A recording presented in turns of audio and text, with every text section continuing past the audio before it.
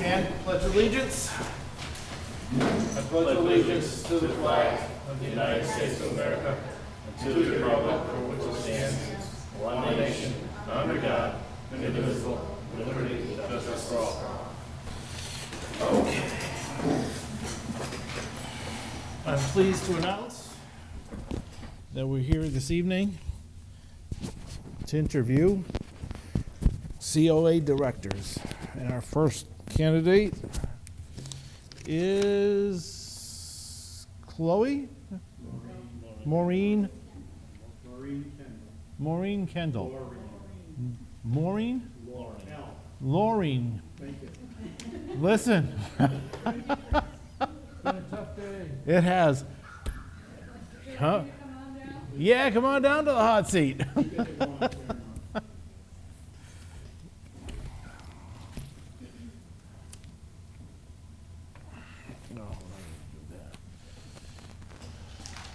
Good evening, gentlemen. Good evening.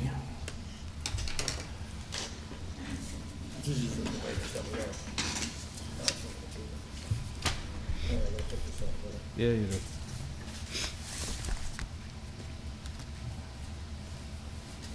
Otherwise, I won't make Alex happy.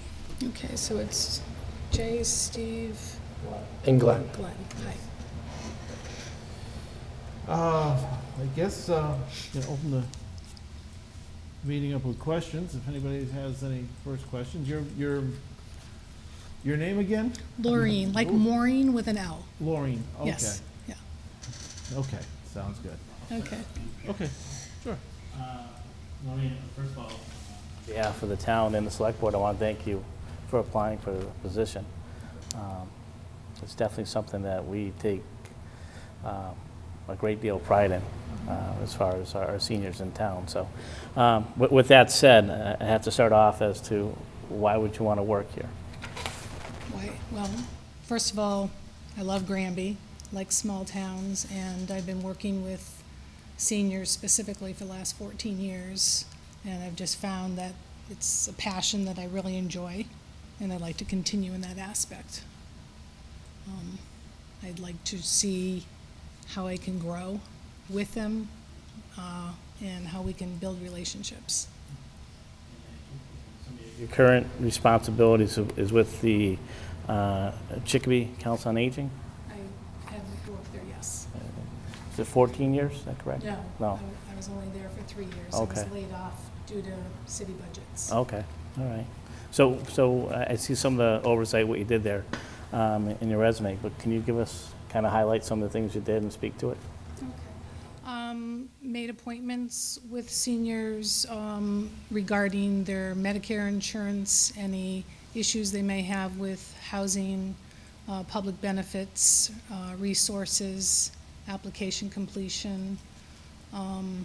Also did some one-on-one and group counseling, some support groups for caregivers, and then some program assessments, as well as oversee the wellness center, which was a nurse, health and fitness coordinator, and doing monthly reports and responsible for the grants. As far as responsible for the grants, did you take part in looking for grants and writing grants? Some of them. The formula grant, which is something that the Massachusetts Council on Aging has for most senior centers, worked with the director on formulating that, as well as the Title III grants, which work on the meal program, money for the drivers, workshops relating to various aging topics that were of interest to requested by the seniors. Outside your resume, just kind of give us a highlight of some of the areas that you have had either management responsibilities or experience. I was a supervisor to 6 social workers at West Mass Elder Care, overseeing their case management, training them, doing home visits and outreach, as well as working with contracts with them and with seniors so that they could stay in their homes. And and then some budgets at that point. Some of the budgets, like what? Usually programs, working with the adult foster care program, but mostly for the companion program. We were able to have funds so that if a senior needed like a one-on-one to go to a medical appointment or to go visit a family member, that we had funds for that, so I would oversee those budgets. Gentlemen, I don't want to steal all the thunder here, so. No problem. I'm Jay. Hi, Jay. You know. I noticed in your resume that you've worked here at the senior center before. Yes. Based upon your experience of working here before, what would you see if there's any improvements that needs to be done in your opinion? That's a question I'd like to ask you guys as well. I see some improvements. Obviously, the space that I started out of was the house at Aldridge, so having more space is great. I think looking at what programs could be added by... Give me an example of the programs you'd like to add? Well, maybe some fun ones, such as like a cribbage or something like that. But maybe having workshops for, say, a diabetes group for support to get them back on track to do, medical aspect. Also maybe financial understanding.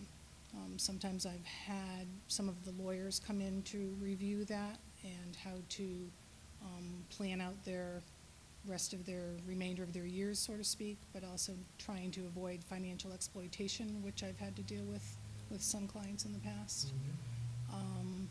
And maybe some fun things. I think it would be a matter of seeing what folks were interested in.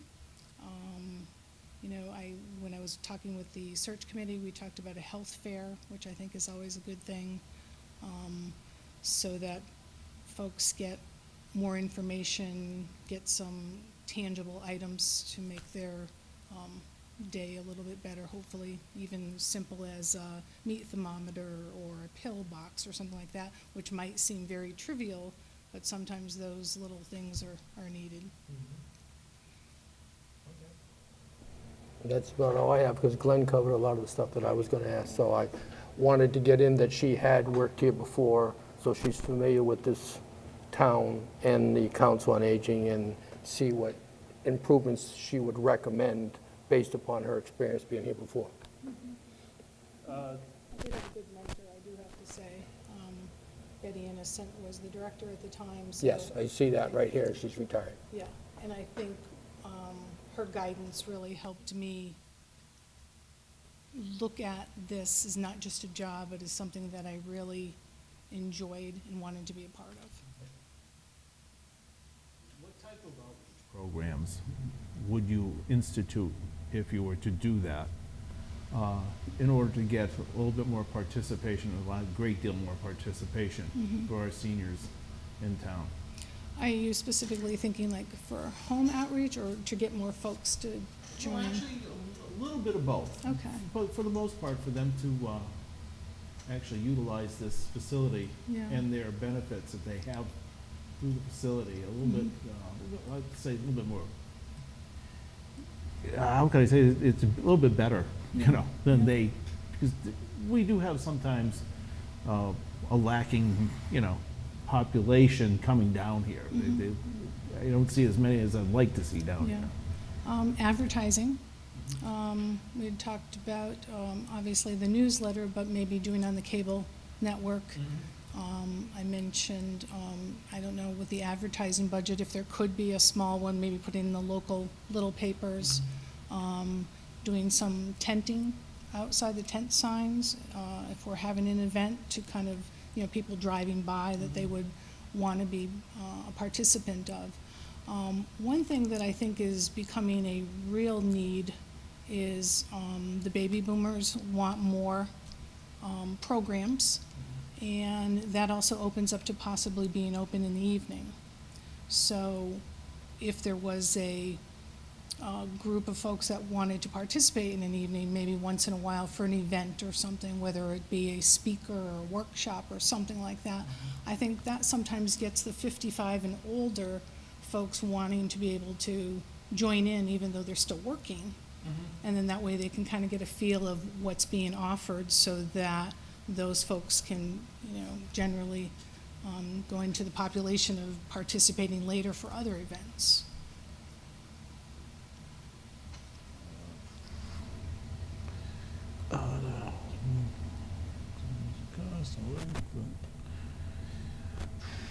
What? You covered quite a bit. Yeah, you took a lot. I had 11 questions here. You took some questions. That's okay. I don't mind listening.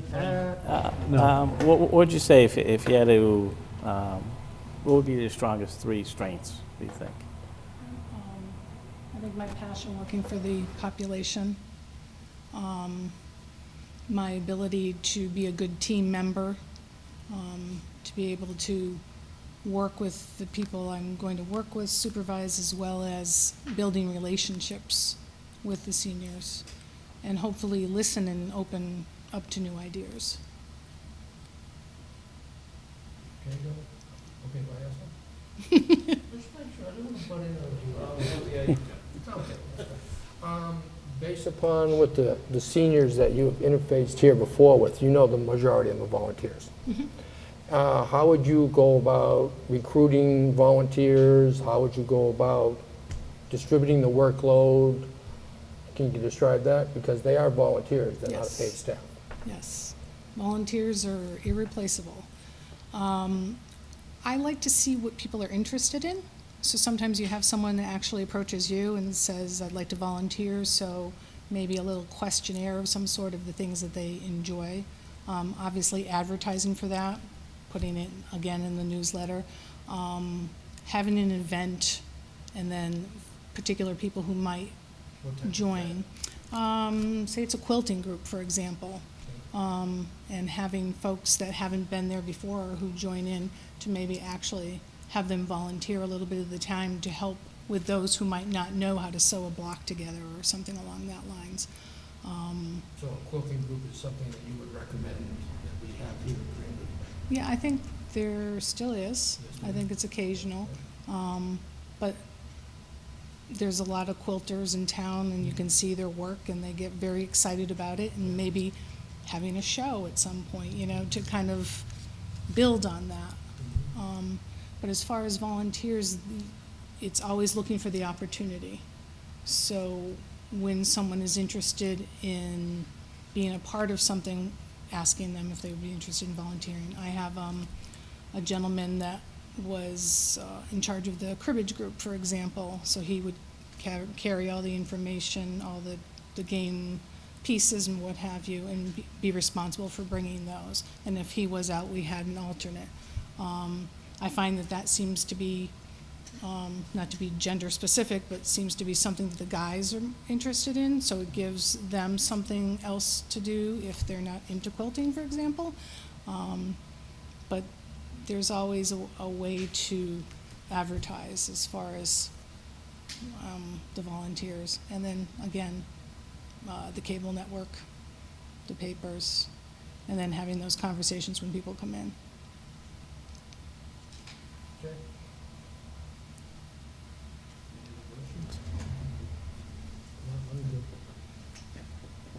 Thank you very much. Any questions of us? Yes. Yeah, I do have a few, if that's okay. And something actually, Jay, that you had asked about, something lacking. Do you see that there's anything specific lacking that I could help to achieve with the senior center?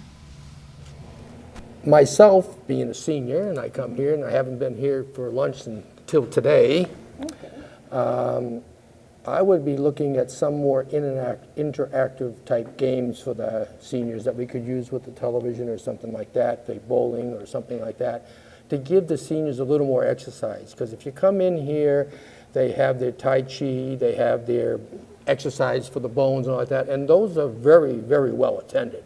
So the seniors here like to be physically active, and something like that is something that I think it would go over myself, if you're asking me a personal question about that. Yeah, I wish there was more outdoor space then. I think, unfortunately. Unfortunately, the parking lot is basically what we have, because it's wetlands over there and behind. And do you see the need for evening programs at this point? If you're asking me personally, Evening programs, I think they should be offered, see how, depending on what they are, and also because a lot of our seniors have difficulty driving in the evening because of night blindness and stuff of that nature.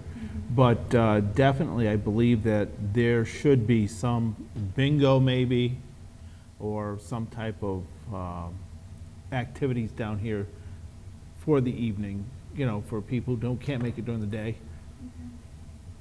Yeah, I definitely think it's something to see what kind of involvement and participation that would be there, and go from there. I think it's a way to start getting folks who are eventually going to retire to try it on for size, so to speak. Yeah.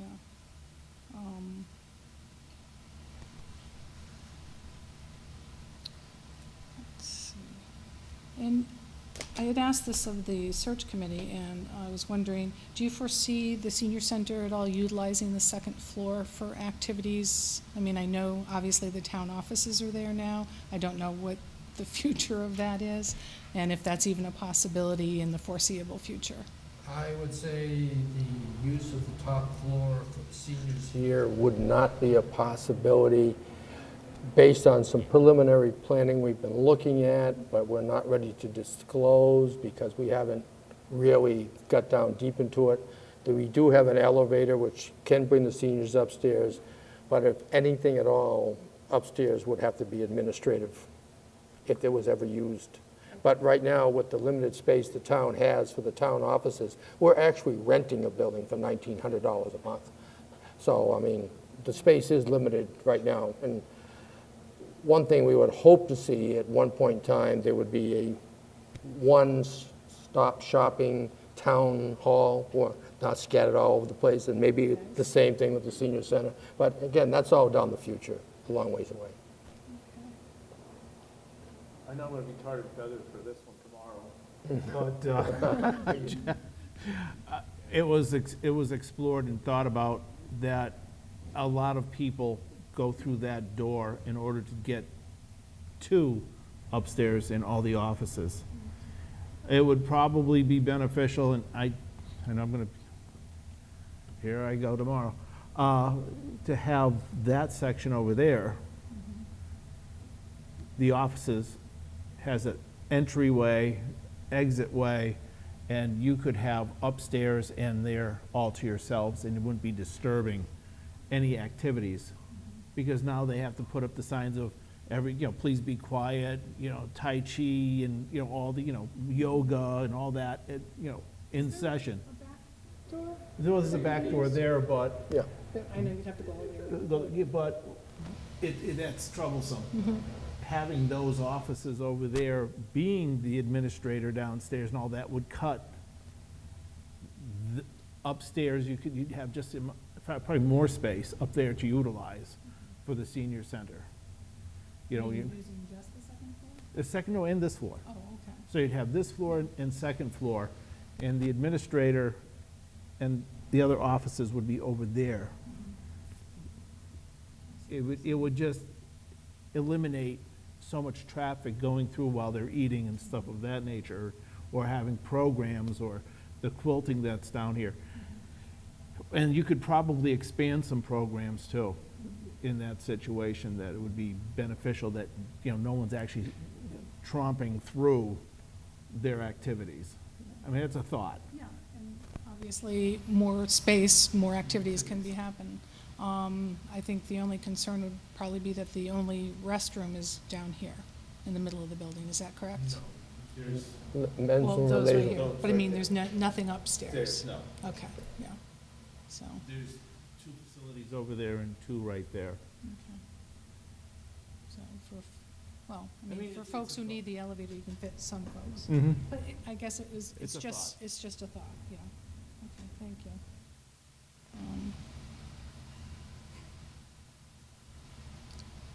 Okay.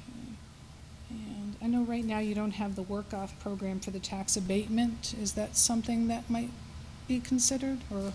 we'd have to discuss that in a meeting. Senior centers have them, and folks have asked me about it, and I know that it doesn't exist, so I didn't know if that was something. Okay. All right. Master Development Program. And the current budget right now is sustainable? It hasn't decreased at all, as far as you know? But no, it hasn't, not at all. I really wasn't looking for it to rise either. Yeah, well, I mean, as long as it's. Pretty stable. Yeah, that's key. Okay. I think I'm all set. Any other questions for me? Except thank you very much for Thank you. applying, we do appreciate it. Nice chatting with you. All right, Jay? Thank you. Pleasure. Thank you. Thank you. You too, thank you.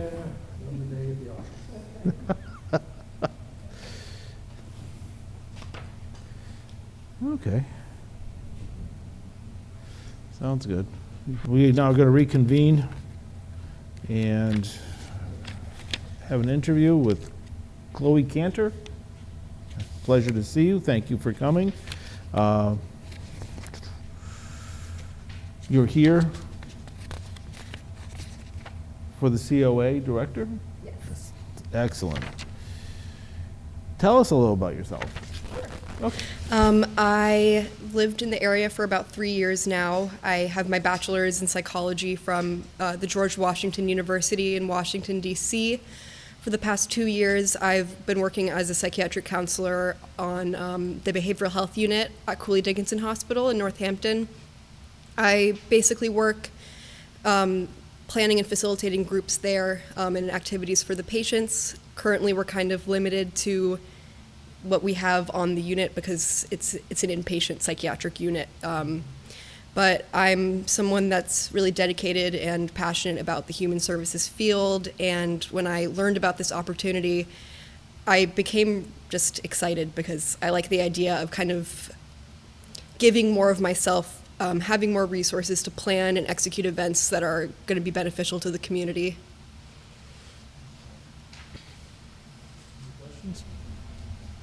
Start with you first. I mean, why do you want this position? I have always enjoyed planning and executing programs. Those were my favorite roles in previous positions I've held. I have a love and a great respect for senior citizens. Just ever since I was a kid, I've volunteered at assisted living facilities, and that's really my desired population in kind of my work in human services. So when I learned of this opportunity, I just felt like it would be a really good fit. Your experience working with the seniors, the population? We have pretty much at any given time a certain proportion of geriatric patients on the unit, and I find just with my therapeutic rapport and my working with people, I get along best with the older patients. But before then, just throughout high school, I volunteered at nursing homes, Wilton Meadows and the Jewish Home for the Elderly, and spent a lot of time doing that. Yeah. So what are some of the things that you've done with the seniors as far as, volunteering as well as your current employment?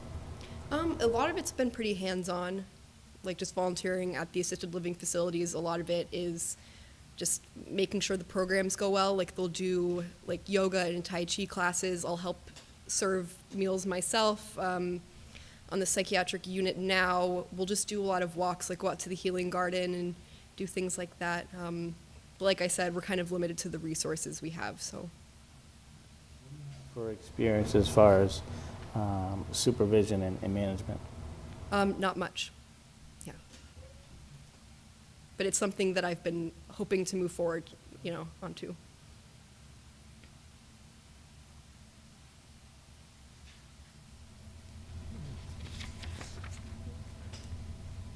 Do you have any? Okay.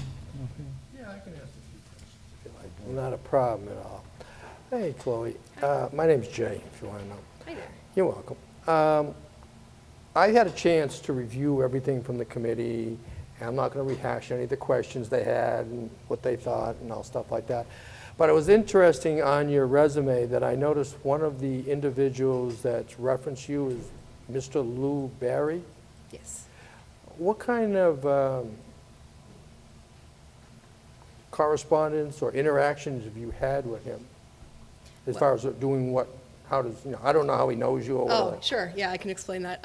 So outside of my primary job, I also do some kind of freelance journalism type work. I have friends that run a radio broadcast show, and Lou has been a consultant for them on the side ever since he retired. He's been a licensed private investigator in Massachusetts. So I've met him through there, and yeah, he's become a friend, and he's been very helpful for us. 'Cause I noticed your major is psychology, but your minor is in criminal justice. Mm-hmm. Okay. Now, what is your expectations you're going to be doing with your life for the next 5 or 6 years or so?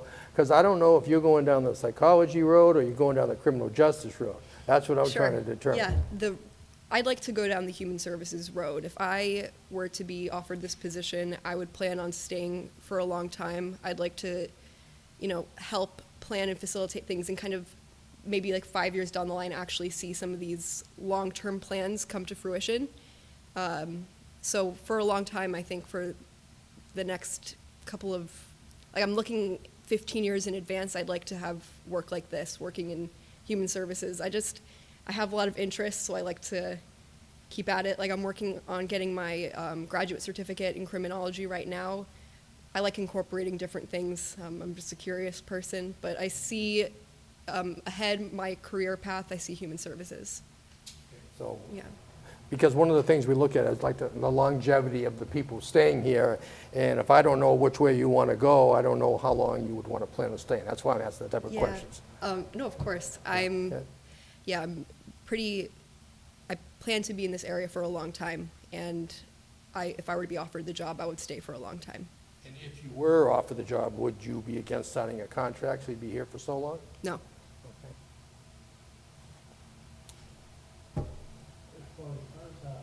Volunteering, I see you're from the town of East Hampton. Have you volunteered at all in their senior center or any other senior centers?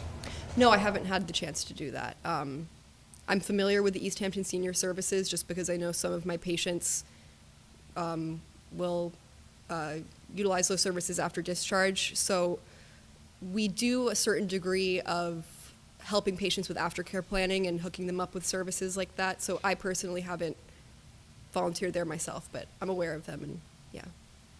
I've seen that you've done a lot of volunteer work over your life on your resumes, and most of it, or not involved, it's unpaid. Yeah. Yes, Sure. I see that, yes. Yeah. What type of outreach programs would you institute for seniors in the entire town?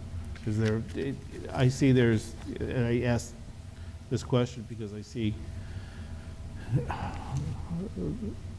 the people lacking in actually participating down here. I was wondering, is there any ideas you would have for an outreach program in a situation to get more people incorporated, interested in the senior center? We talked about that during my first interview, that there is a problem and that they were trying to sort of figure out what about the senior center wasn't appealing for certain people. What about it do the people that regularly attend, what about it do they enjoy, and what are they looking for? I know there's definitely some sort of negative connotation for some people. Like I was talking to someone about this job, and they're in the senior age range, and she said something like, "Oh, we have senior services in town, but I don't go because I have friends." Like very, very negative toward it, as if it's something that people only go to if they don't have friends or if they don't have a community or they can't otherwise independently lead their lives. And I think that's a misconception. So I think just sort of trying to find a way to make it inclusive. Like for instance, I think amongst veterans there isn't that much participation, so maybe having events specifically honoring them would be nice, having that kind of inclusion. But yeah, we were talking about maybe in the newsletters having surveys in the end about what kind of events people might want to do, what about what about the activities in the senior center are appealing, what isn't, just to get a better idea so we can work around it.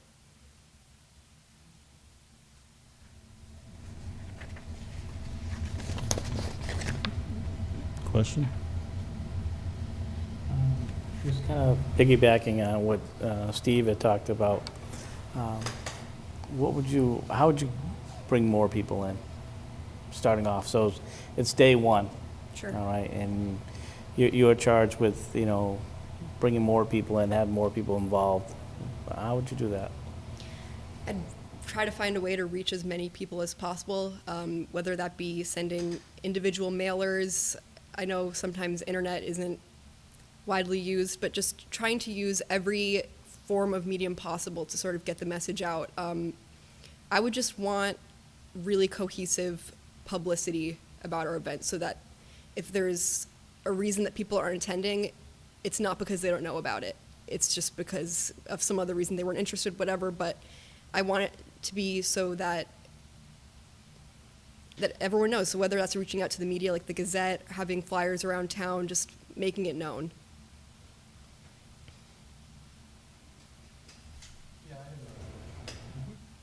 What impressed me the most on your resume when I read was, again, the amount of time that you have volunteered in an unpaid status. So that's telling me that you're really interested in the human services area as far as that goes. Can you give us, and I know you mentioned you don't have much management experience, but looking over your resume, on all the volunteer work you do, you must have some relationships with people on how do you work with regular people, how do you work with volunteers and stuff like that. Is there anything you want to expound upon, something like that? I really enjoy working with other people. In my current position, we have kind of like a team, like system, small group of people, but I think that's honestly what I enjoy most is kind of collaborating and everyone has something to contribute and letting it known that everyone should be heard, kind of listening more than you speak. So I try to just be very open-minded, try to be a good listener, and just make sure everyone's heard and everyone's contributing. That's, I guess, how I would say I enjoy working with other people. So you're more of a people person. Yes. Okay. Yeah. Okay.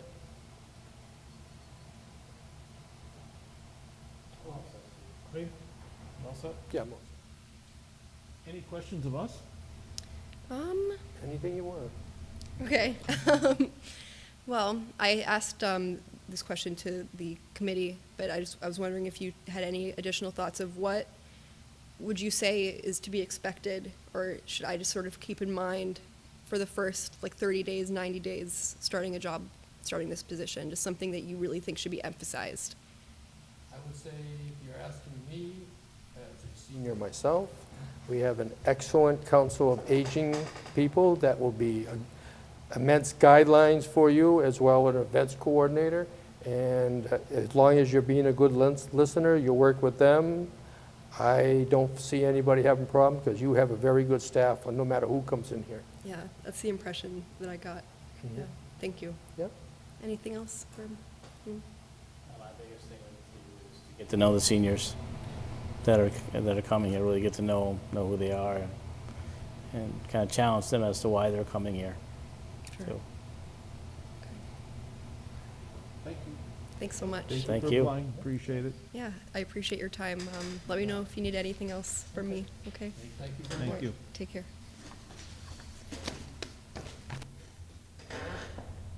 Okay.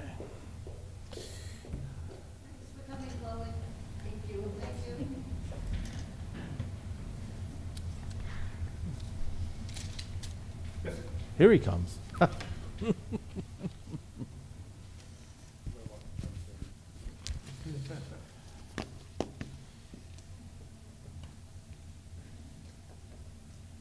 now that you've conducted the interview process, public interview process, would you like me to forward the 2 names for a background check by our police department? Yes. Absolutely. I will make a motion to do that. All right, so I'll forward both candidates' information to the police chief for a background check on each individual. So tell them we would like it available as soon as possible so we can, if need be, schedule a special meeting for this one topic. Okay? A couple other things that have come up last couple of days that I just want to talk to the board about. Remember about 2 months ago, we have had Dave Leonard come in with the Conservation Commission regarding the Forge Pond Dike Dam issue? Yes. He finally gave a price to me to perform that study that we asked him to do. It's $36,000.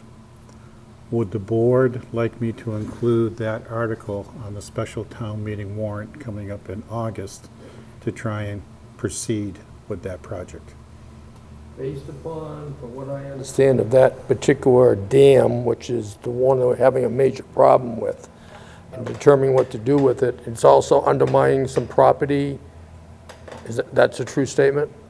There's a house next to it, it's taking out some of it? I don't know that for a fact. That's what I was told by the Conservation Committee. We don't know that for a fact, because Okay. nothing has ever been, no But- study has ever been conducted. Right, okay.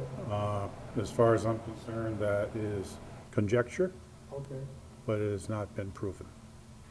With that being said, I think we unanimously need a study to get the best expert advice to go forward. Because if that dam is being rated as bad as it is by the Commonwealth of Massachusetts, and what the Conservation Committee came in here and said that we have to do something, we have to address that dam. And I would make a motion if that's what's required at this time to do the study. I would too. I think it's prudent that we do a study on Yeah, that. as soon as possible. Has a study ever been done before? I believe probably about 6, maybe 7 years ago, when DCR first was looking into all the dams in Massachusetts, we had Ty and Bond, I believe, conduct a preliminary exam of all the dikes and dams in Granby. That included the one at Dufresne Park, the 2 at Forge Pond, and I think there was one other one, I can't remember where it is. No, that's not ours, that's a Commonwealth of Mass dam. And they did come back with a report on certain maintenance things to do. I don't know where that report is. We may have to check with Conservation to see if they have that report in their files. Okay? I'll make a motion that for place a warrant of $36,000 for the study of the dam at Forge Pond on a special town meeting in August. I will second the motion made by Glenn. All in favor? Aye. Any opposed? And the second topic is one that has been developing over the last couple of days regarding our fire department. As a result, we are currently having an ongoing investigation conducted by an outside person, independent outside counsel. In the last couple of days, there was another incident that occurred that I believe it would be it's in the best interest of the community at this point in time until the investigation is completed and a report is received by the board that Fire Chief Mitchell be paid on paid administrative leave until receipt of said report. In light of saying that, we now have a void in the administration of the department. I have been in touch with a former fire chief for the department and asked him if he would be willing to step in and perform administrative functions only. The reason I'm saying administrative functions only is because if he was to be put into the position to fight fires and everything, he'd be a Group 4 employee, and his age is over 65. Right. So, in order to, I did contact the Hampshire County Retirement System, spoke to them about it. I can hire him as long as it's not a Group 4 type of position. I am proposing hiring this individual for as long as needed at $35 an hour. And his title would be Assistant Town Administrator, Fire Service Administration. How many hours a day do you think you'd be working? As needed. As needed? I think to begin with, there would be probably more hours required than once you get yourself established and you start administering the department, that hopefully less hours would be necessary. And his hours per year cannot exceed 960 hours. That was my next question. Because I know, And that's on a calendar year basis. which is good for us, because we're already halfway through the year. And it would be halfway through the other. Because I see at the most 6 months, 6 to 9 months, at the most. If we, as a result of the investigation, would have to go down the road of a fire chief search process, or versus being able to retain the current chief. The gentleman you're speaking of, Chris, is he currently working? No. Okay. Because that would affect that 960 Yes. hours. No, he is not currently working, unless you want to call Haying Fields working, but He's working, I mean, he's being paid work. he is not employed in any municipality or any gainful employment outside of his own farm. Okay. If you want to know the name, I'll give you the name, but I think that we should, as a board, prepare a press announcement and put it out as a press announcement. I agree entirely with that. We are the executive branch of the town, the leaders of the town. Anything coming from the town should come from the town administrator and the board of selectmen first. And if you would like me to draft a statement and run it by the board, I don't have a problem doing that. Would you please do that? Do you want me to make the motion? No, Okay. just a gentle nod from all three members is Okay, well, I sufficient didn't know for if me. you want a motion for the whole thing of hiring him and like that. If you have a problem with the way I'm approaching this, let me know now, okay? And I'll try and figure out a different way of doing it, but I believe this gentleman who I'm looking at had 21 years as a fire chief. Town of Granby Fire Department. Yes. So that's another advantage. With this particular person being more or less responsible for administrative duties. So my question would be, who would be taking the place at this point of Chief Mitchell as far as being a responder? That would be up to the EMS director, Mr. Pandora, to make sure that all shifts are covered, which is, I believe, part of the responsibilities of an EMS director / coordinator, whatever you want to call it, is to make sure all shifts are filled with coverage.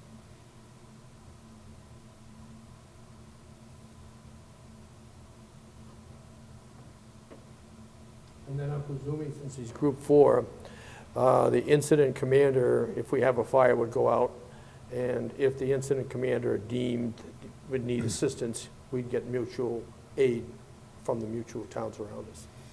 That would be your plan, or you got something else in mind? Well, mutual aid is always available to fire and police services. But some of them have. However, I will share with the board that I did meet with representatives from the Fire Chiefs Association of Massachusetts this afternoon, and they were going to assist us in contacting area fire departments to see if they would be willing to assist us in this time of need. And I would then get it out to our senior current officer, who is Bill Braziel, who basically is the point of contact right now for the call side of the department. And I would expect him to get that information out to all his officers for incidents, that if they need assistance, please contact these following chiefs. I'm trying to get as much coverage as we can, trying to get as much assistance, beg, borrow, plead, get down on one knee, type of thing. And I'm hoping that for the good of the town, the good of the fire department, the good of the fire service, ambulance service, that we can get that cooperation.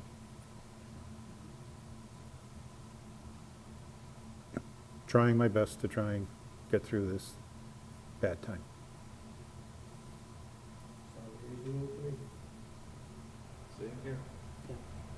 Most definitely. I think we just take our time and process it through it, so. Okay? But I believe, while there's been a lot of press out there, we as a board and me as the town administrator have not been trying to fuel the flames on it. And I think we now have to start being proactive now that we have plans in place to start getting some more positive press for the town and for the department. You know, and Chris, I think we've been proactive, and it's just, you know, sometimes things are being talked about and discussed that, you know, unfortunately not everybody is aware too, just based on, so like, as you said, there was an investigation going on, and that's, you know, and I would hope people respect that, that, you know, there's certain things that we can discuss and certain things that we can't. And again, I'd hope that people respect that and respect us as a board and you as well as the town administrator, that we're definitely doing our part to protect all parties that are invested in this. Yes. Thank you, Glenn. And I want everybody to be aware that our silence does not mean we're doing nothing about it. And we are proactively going forward in a manner that's professional, and that we don't want to make decisions without not knowing the big picture and being presented with everything. You know, I mean, as I read the press and how they started contacting me, and I just indicated to them there's no comment at this particular time, and you know, it's just not going to happen. And I think that's our best route so far that we've been taking to protect everybody, including the town. And just so the people know, Yeah, it's a lot of it comes through me. And I'm one of those who will not comment to fuel the flames, just so you know, okay? I'd rather say no comment and be silent, as most communities are. There are other communities around us, or even north of us and east of us, who are going through the same thing, who have put major officials, department heads, on paid leave. And what is the comment? No comment. It's a personnel issue. And that's what people have to understand. They're hearing one side of the story out on social media. They're hearing one side of the story in the press. Please hold your opinions until you get the full story, just like we're trying to do. That's why we put out the joint statement after the Sentinel article, saying that as a board, we have a joint statement. And that's why we are conducting this independent investigation to get both sides of the story, because not one side is 100% correct, not the other side is 100% correct. It's somewheres in the middle, and we all know that from dealing in our own jobs. The truth is always somewheres in the middle. Entirely true. And as far as the whole thing that has gone forward, hopefully the investigation will end shortly, then we can start the process of finding out what we need to do, because we need that report. Just so this board knows, it's my personal opinion, and everybody can hang me out to dry for this. We can't abandon an employee if, by assisting them, by getting them some assistance, they can turn out to be a good town leader. And we have to obey all the state, federal, local Yes. laws and the collective bargaining agreements to protect the town from any liabilities. But And I'm that just is- saying, is we can't just abandon somebody because maybe they made a mistake. I've made mistakes in my life. I'm sure all the board members have made mistakes in their life that they wish they could take back. We can't. We grow from these experiences. That's a good point, Chris, and that's true. And as we look at that, as you know, sometimes we grow from certain experiences, and by all means, as I think as a board, I think yourself as a town administrator, we have an open mind, and that's it until everything is said and we have all the information, and we move forward from there. Yes. But like I said, if someone wants to lay the blame, they can lay it on me. That's what I'm paid for. There is no blame. Well, that's what I'm paid for. I'm here to take the blame for whatever happens in the town. Because basically, I'm the tip of the spear. Well, and I report to you guys, but if something goes wrong, you point at me. But the bottom line is, people have to understand there is a process that we have to follow.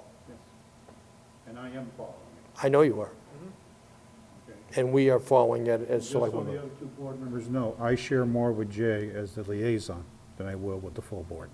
Just like if it was somebody, the department you're the liaison for, I'll share it with you, but not with them. Okay?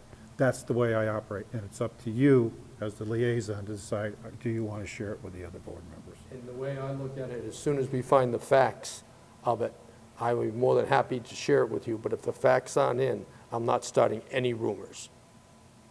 I only deal in facts. For instance, that report that came out on Saturday, I did share it with the board members because I thought it was important. Okay? But I did talk with Jay, and he did agree to get it out to everybody, so. Just so the board knows is, I'm not trying to do things on my own. I try and include the liaison for that department, No, that's understandable. okay?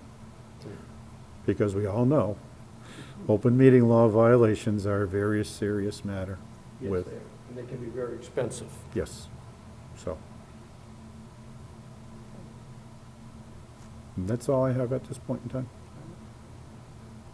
Okay, so that, The funding for the dam?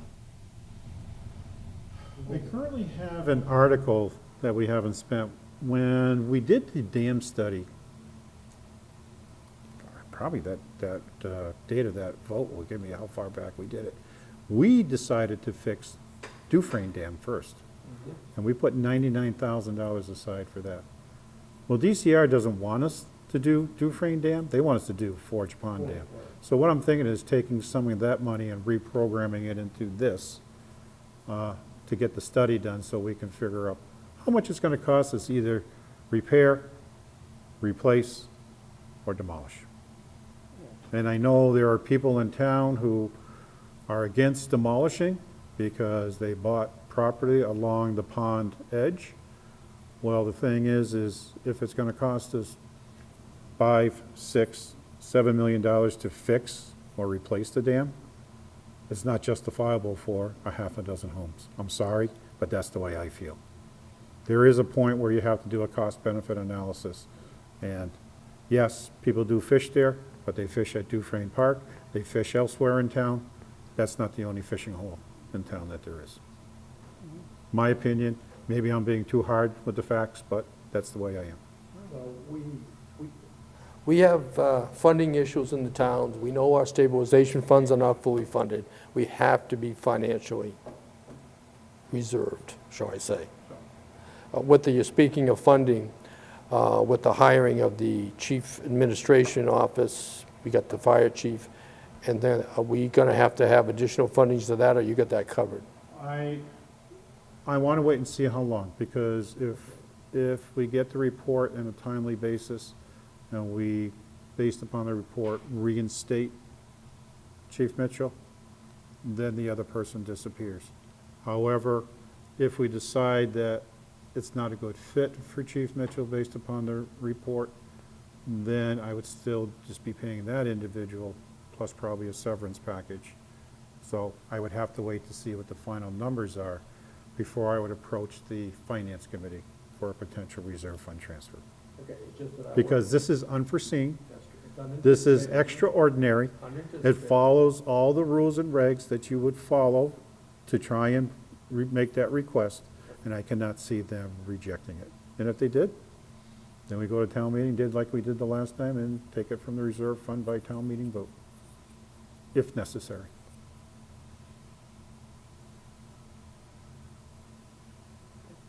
Okay?